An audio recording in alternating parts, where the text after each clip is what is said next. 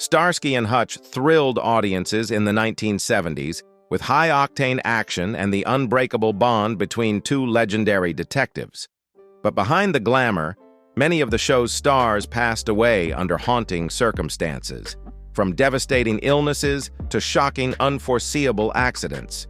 Join us as we uncover the fates of these talented actors and honor the legacies they left behind. Don't forget to like and subscribe. Let's go. David Soul as Kenneth Hutch Hutchinson.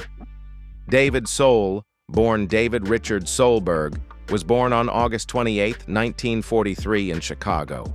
When he was 32 years old, he shot to fame as Detective Kenneth Hutch Hutchinson in the hit series Starsky and Hutch, 1975 to 1979, helping to define the image of the cool, principled street hero. With his piercing blue eyes and soulful voice, Soul quickly became a fan favorite on both screen and stage. But behind the spotlight was a stormy and dark life. Soul was once an international music star, reaching #1 in both the US and the UK with the romantic ballad "Don't Give Up on Us." Yet that early success sent him into a spiral of self-destruction. His private life was marked by turmoil, 6 marriages and a serious domestic violence scandal, including a 1982 arrest for beating his pregnant wife so badly she had to be hospitalized. A long battle with alcoholism pushed him away from his children, some of whom later publicly criticized him. After Starsky and Hutch, Soul's career steadily declined. Major studios turned their backs, and he gained a reputation for being volatile and aggressive on set. In the 1990s, he hit rock bottom, becoming homeless at one point and entering rehab under court order. The once iconic television star became a fading memory. Soul attempted to rebuild his life by moving to the UK, where he found solace in West End theater. He married for the final time in 2010 to Helen Snell and lived more quietly in his later years. But the damage of the past never left. A lifelong smoker, 3 packs a day for 50 years, Soul battled chronic obstructive pulmonary disease and had part of his lung removed due to cancer. David Soul died on January 4, 2024, in London when he was 80 years old. The cause of death was complications from COPD, a condition that painfully symbolized a lifetime of self-destruction and unhealed wounds. His net worth at the time of death was approximately $1 million, a modest figure for someone who once stood in the blinding light of fame. Bernie Hamilton as Captain Harold Doby. Bernard Bernie Hamilton was born on June 12, 1928, in East Los Angeles. When he was 47 years old, he reached the peak of his career as Captain Harold Doby in Starsky and Hutch, 1975 to 1979, remembered for portraying a gruff, no-nonsense commander, loud and commanding, yet the moral backbone of the investigation team. In stark contrast to his on-screen strength, Hamilton's real life was full of rifts, arguments, and growing isolation. After rising to fame, he became increasingly difficult to work with, frequently angry, threatening directors, and even physically fighting with a producer. His outbursts not only burned professional bridges, but also led to his alienation from Hollywood after Starsky and Hutch ended. Hamilton later ventured into music as a singer and producer, releasing an album called Captain Doby Sings the Blues. But most of his musical efforts failed financially. His nightclub, Citadel Deity, was initially a cultural hotspot, but soon devolved into a hub for drug activity and gang violence, further tarnishing his public image. His personal life was equally tumultuous. He married Maxine King in 1950 and had 2 children, but the marriage ended in 1968. He fathered several more children with different women, but rarely maintained healthy relationships with them. Family members often described him as distant, hard to reach, and obsessed with control.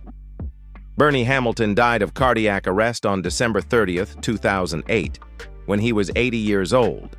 A Korean War veteran, he was buried with honors at Riverside National Cemetery in California.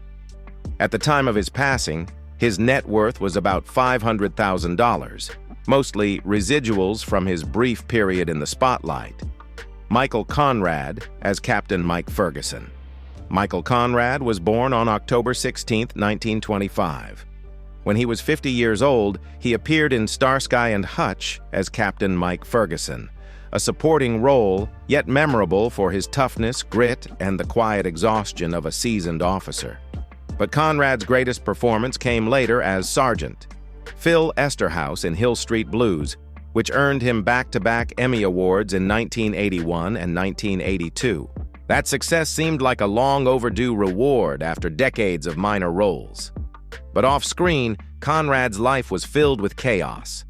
A heavy alcoholic, he was frequently absent without notice, forcing crews to scramble and rewrite scripts. His drunken rages often erupted into destruction. On one occasion, he smashed props and threatened a co-star, leading to his dismissal from major studio contracts. His personal life fared no better. His first 2 marriages ended bitterly. His first wife, Denise McCluggage, left within a year, accusing him of being domineering, verbally abusive, and emotionally toxic. His second wife, Emily DeMille, endured until 1967 before walking away with deep psychological scars. Close friends revealed that Conrad had a controlling streak so extreme it extended to his wife's clothes, social contacts, and speech. His relationship with his son was also strained. His biological son sued him for late child support and for defaming his mother's reputation. The legal battle dragged on for years, isolating Conrad further from family and friends. Even at the height of Hill Street Blues, he remained on edge, often depressed, and once nearly attempted suicide in a Los Angeles hotel while filming. When Conrad was diagnosed with urethral cancer, he chose not to pursue aggressive treatment. He died on November 22, 1983, when he was 58 years old, just as Hill Street Blues was entering its 4th season. Though deeply respected by colleagues and cast, he carried with him an emptiness no acclaim could ever fill. His estate was estimated at only $500,000, a small sum for a man who had once stood atop the TV world. Fran Ryan as landlady. Fran Ryan was born on November 29, 1916, in Los Angeles. When she was 60 years old, she appeared in Starsky and Hutch as a grumpy landlady, a role rich in personality despite not having a specific name.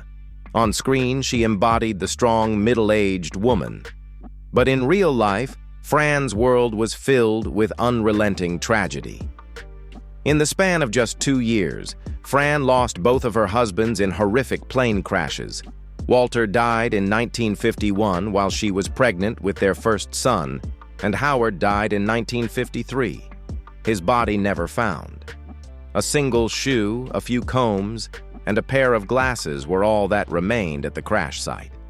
The unresolved death of her second husband pushed Fran into a psychological abyss, leaving her reclusive and haunted by the fear of history repeating itself.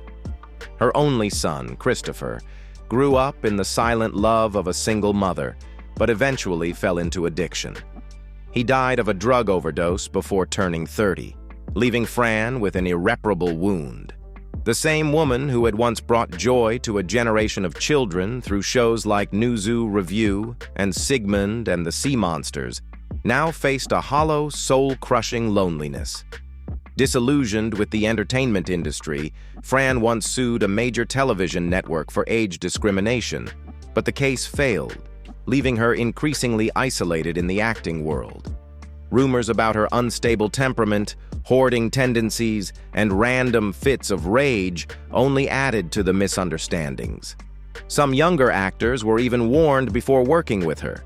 Yet those who knew her well insisted Fran was just a lonely woman unable to recover from her life's many shocks. In her final years, Fran lived alone in a small apartment with few visitors. Her health declined due to undiagnosed diabetes and lingering injuries from a fire that nearly killed her in the 1980s. When she passed away on January 15, 2000, when she was 83 years old, only a handful of people came to say goodbye. Her ashes were buried next to her mother at Holy Sepulchre Cemetery in Hayward, California. Fran's net worth at death was approximately $500,000, a small sum for a woman whose career spanned decades. Richard Lynch as Zane. Richard Lynch was born on February 12, 1940, in Brooklyn, New York. When he was 35 years old, he appeared in Starsky and Hutch as Zane, a mysterious, menacing figure that mirrored the cold, haunting image he portrayed throughout his career. With a face scarred by self-immolation, Lynch became Hollywood's perfect villain, but few knew those burns marked not just his skin, but the tormented soul beneath. The incident occurred in 1967, when, during a drug-induced hallucination, Lynch poured gasoline over himself and lit a match in Central Park. Over 70% of his body was severely burned, and he spent nearly a year in the hospital, teetering between life and death. Though he later claimed sobriety and a spiritual rebirth into acting, close friends revealed that he continued using drugs for years, leading to erratic behavior and explosive outbursts. Lynch once assaulted a producer on set, prompting many film crews to approach him with caution. His romantic life was equally chaotic. 2 marriages ended abruptly amid accusations of domestic violence and restraining orders. His first wife left with their son, and in 2005, Christopher, Lynch's only child, died of pneumonia in his early 30s. Lynch did not attend the funeral. Friends said that from that point on, he withdrew from the world, living in seclusion in Yucca Valley, occasionally appearing in small events or indie films just to pay off debts. When he died of a heart attack on June 19, 2012, at the age of 72, it was a visiting friend who found his body in the cold kitchen. No one knew how long he had been there. Richard Lynch's net worth at the time of death was estimated at just $500,000, a modest figure for a man who had appeared in over 160 films. William Prince as James Marshall Gunther. William Prince was born on January 26, 1913, in Nichols, New York. When he was 66 years old, he appeared in Starsky and Hutch as James Marshall Gunther, a small role, but one that projected the composed, dignified image he often portrayed.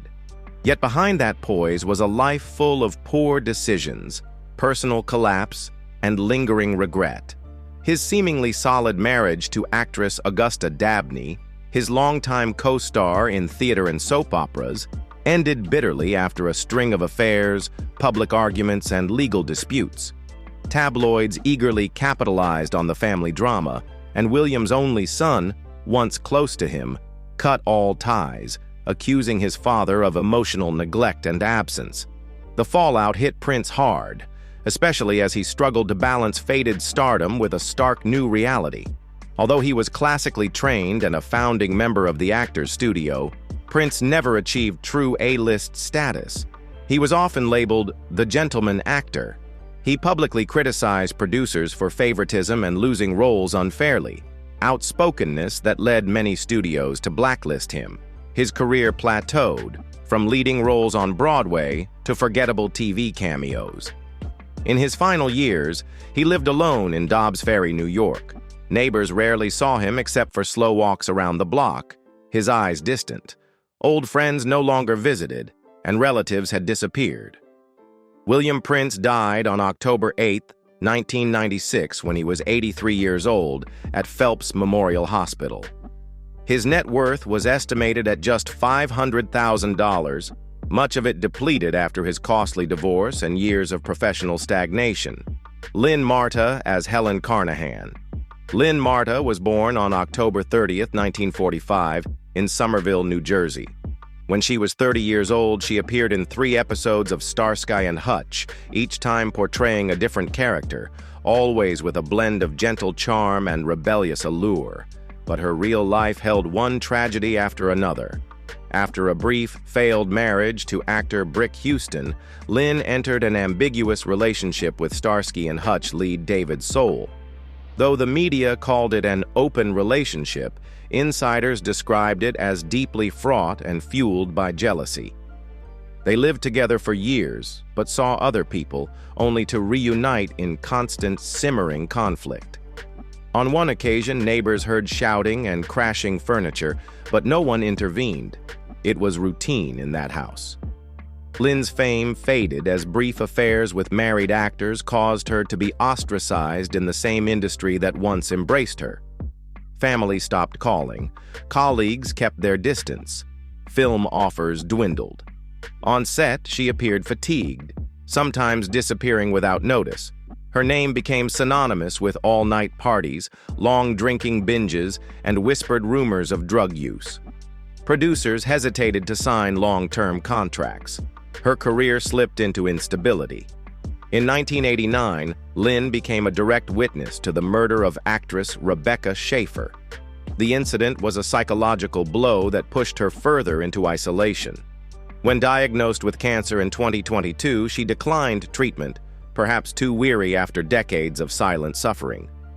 It was said she no longer sought healing, only a quiet departure. Lynn Marta died in Los Angeles on January 11, 2024, when she was 78 years old, exactly 1 week after the death of David Soul. With an unfinished career and years lived adrift, her net worth at the time of death was estimated at about $1 million, the remaining fragment of a life once full of promise, now marked by resignation and solitude. Charles Napier as John Brown Harris. Charles Napier was born on April 12, 1936, in Kentucky. When he was 39 years old, he appeared in Starsky and Hutch as John Brown Harris, a tough supporting character that matched the kind of roles he was most often cast in: cops, soldiers, officials. With a square jaw, cold stare, and deep, gravelly voice, Napier was once expected to become Hollywood's new icon of hard-edged masculinity. But in reality, his life was a tragic struggle between ambition, anger, and endless loneliness. Born into a harsh childhood and military service, Napier carried a relentless hunger for fame. He once slept in his car, survived on bit parts, and did anything on set just to keep going. But once he got his foot in the door, his explosive personality slammed it shut again. Drunken outbursts, destruction, and physical altercations with colleagues led to multiple firings. These incidents isolated him in the industry and cost him the lead roles he so desperately craved. Marriage brought no balance to Napier's life. Both of his marriages ended in emotional wreckage, with former wives publicly accusing him of verbal and physical abuse. His second wife even appeared with him on Dr. Phil to stage an intervention as he spiraled into severe depression over not being as famous as he deserved. She said bluntly, "Charles cared more about fame than family." His children grew distant, partly from fear, partly from exhaustion at his unending rage. In his final years, he lived reclusively, plagued by illness, including thrombosis and chronic pain from multiple surgeries, but he refused therapy and never admitted to his decline. Charles Napier died on October 5, 2011, at the age of 75. His net worth at the time of death was estimated at just $500,000, a modest figure for a man with decades in film. Nicholas Worth as Al. Nicholas Worth was born on September 4, 1937 in St. Louis, Missouri.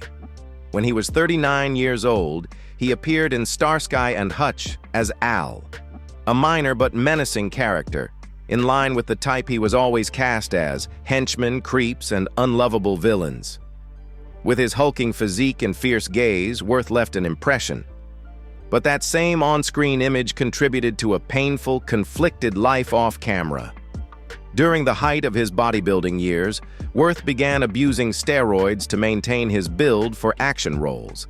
This led to severe social anxiety and chronic depression. Raised in a strict Christian household, he felt constant guilt about himself, particularly when he experienced inner turmoil over a sexual orientation his family would never accept. That internal conflict drove him deeper into isolation, keeping close relationships at bay. Worth also stirred controversy on set. A major incident in the late 1980s saw him accused of assaulting a producer over a role dispute, resulting in blacklisting by several studios. Though he continued to land minor roles in shows like Star Trek, Voyager, and Deep Space Nine, his reputation in the industry went cold. People no longer spoke of his talent, only that he was difficult and unstable. He lived alone in Van Nuys, having severed most ties with family after years of conflict.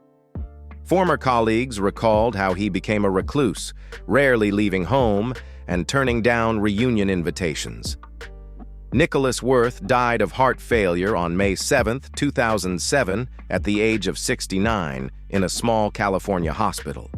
His net worth at the time of death was around $200,000, a humble sum after a career spent in low-budget films and video games. Alex Rocco as Thomas Callender. Alex Rocco, born Alessandro Federico Petricone Jr., was born on February 29, 1936, in Cambridge, Massachusetts.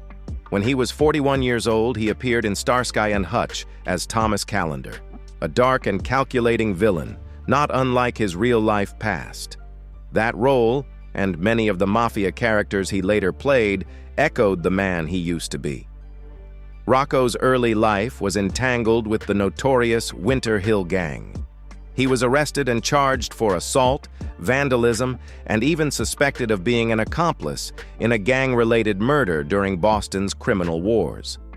Though released due to lack of evidence, he served time for property destruction. While incarcerated, his wife's car was bombed.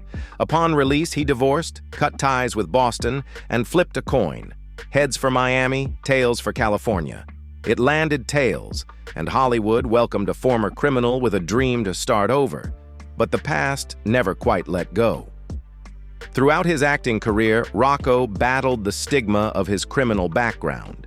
Though he landed the iconic role of Moe Greene in The Godfather, 1972, which cemented his place in film history, he was often turned down for roles because of his record. Bar fights, domestic abuse allegations, and rumors of infidelity plagued his private life. His first marriage ended quietly, while his second wife, Sandra, died of cancer. He eventually became a follower of the Baha'i faith, hoping for peace. But friends said he remained tormented, especially after the death of his adopted son, director Mark Rocco, in 2009. After being diagnosed with pancreatic cancer, Rocco chose to stay home and declined aggressive treatment. Alex Rocco died on July 18, 2015, at the age of 79. His net worth was estimated at around $1 million, mostly from The Godfather, television work, and later voice acting roles. LaWanda Page as Mrs. Swader.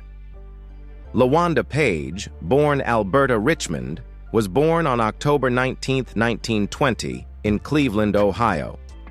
When she was 57 years old, she appeared in Starsky and Hutch, 1977, as Mrs. Swader, a prim and sharp-witted character, true to her signature comedic style. With her bold performance and razor-sharp delivery, LaWanda brought a unique energy to 1970s television audiences. But behind the laughter was a stormy life. She married for the first time at age 14 and became a widow at 19. Her firstborn son died as a young child. She lost 2 more husbands before turning 35, and after that, vowed never to remarry. Tragedy struck again when her only daughter, Clara, later sued her, accusing LaWanda of defaming the family name with vulgar comedy routines. The lawsuit shattered their relationship and pulled her into debt, leaving her with only about $1 million at the end of her life.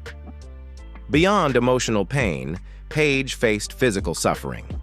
In the late 1980s, she nearly died in a house fire, leaving her with serious respiratory damage. She also battled diabetes, which went largely untreated.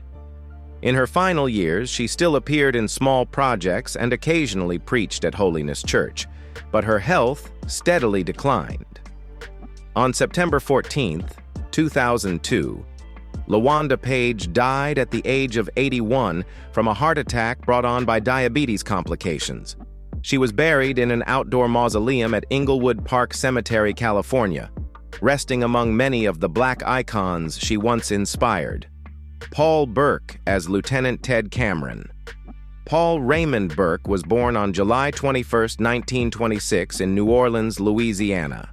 In 1976, when he was 50 years old, he appeared in Starsky and Hutch as Lieutenant Ted Cameron, a sharp veteran officer who was seldom mentioned throughout the series, much like Burke's own life. Once radiant, then slowly fading into the shadows of personal tragedy. In the 1960s, Paul Burke was a household name in American television, playing Detective Adam Flint in Naked City and later Colonel Joe Gallagher in 12 O'Clock High. These leading roles earned him 2 Emmy nominations and showcased his talent through his commanding voice and intense gaze. But when the stage lights went out, Burke was dragged down by the fractures in his private life. His personal life was a string of failures. 2 marriages collapsed due to infidelity and emotional instability. His children grew up feeling abandoned and disappointed. Some, including the mother of actress Alia Shawkat, completely cut ties with him over disputes involving money and inheritance. The height of scandal came in 1989, when Burke was indicted in connection with an illegal gambling ring alongside District Attorney Harry Connick Sr. Though both were acquitted, the stain of the trial led to Burke's near-complete exile from the entertainment industry. As a consequence, Burke turned to painkillers, at first to manage chronic illness, but eventually developing into addiction. Colleagues described him as withdrawn, irritable, and prone to quitting roles at the last minute, which caused him to lose multiple opportunities in the final years of his career. His net worth gradually dwindled, and by the end of his life, it had dropped to around $500,000. Paul Burke died on September 13, 2009, at his home in Palm Springs, California, after a battle with leukemia and non-Hodgkin's lymphoma. He was 83 years old. He's remembered by older generations for his heroic television roles, though his real-life legacy remains marked by off-screen scandals. His second wife, actress Lynn Peters, passed away 4 years later, leaving behind a love story shadowed by sadness and emotional distance. Daryl Zwerling as Stu Bassett.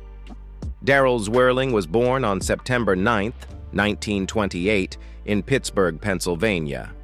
In 1974, when he was 46 years old, he landed the role of Hollis Mulwray in Roman Polanski's cinematic masterpiece Chinatown, portraying the Water Department commissioner and husband of Evelyn Mulwray. This became the most significant role of his career, with the image of his lifeless body floating in the reservoir setting the stage for the film's haunting tragedy. What few people know is that before his Hollywood debut, Zwerling worked as an optometrist in Pittsburgh. He transitioned into theater later in life and spent years taking on nameless supporting roles, usually playing bespectacled, timid, or quirky men.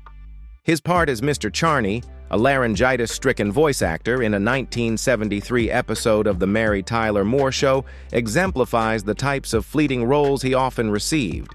Despite his standout performance in Chinatown, Zwerling failed to leverage the fame for greater success. Big-name directors rarely called on him, and he was gradually typecast as the meek man. His career quietly declined, mirroring an equally uneventful personal life. He never married, had no children, and lived reclusively in Hollywood during his final years. Close friends shared that he suffered from mild depression and was frequently hospitalized for respiratory and cardiac issues, though he never complained. Daryl Zwerling passed away quietly on April 11, 2014, in Hollywood, when he was 85 years old. Sadly, his death wasn't publicly announced until September that year, when Juilliard confirmed the news. The film industry remembers him mostly as a footnote under the portrait of Hollis Mulwray, the man who drowned in a movie, and perhaps also in real life, beneath the weight of obscurity. The journey of Starsky and Hutch is not only a collection of cherished memories, it's also a tale of deeply tragic fates. Which character from the series left the biggest impression on you? Share your thoughts in the comments and don't forget to like and subscribe so you never miss the next story.